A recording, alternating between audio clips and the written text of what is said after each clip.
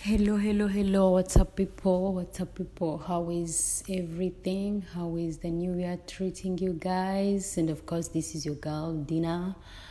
So, today we are going to be talking about the way you can make the headpiece, the crown. Yes, like this crown you're seeing. So, I'm going to be teaching you the way you can make it in very easy way. These days people are using it in photoshoot.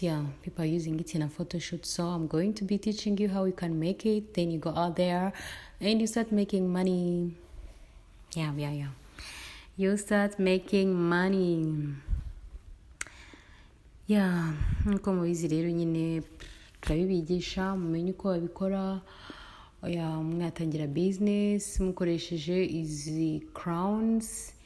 They are so nice and they are good on photos, on photoshoots. So ni byiza cyane rero reka tubigishe uko babikora. Crowns, they are so nice and they are good on photos, on photoshoots.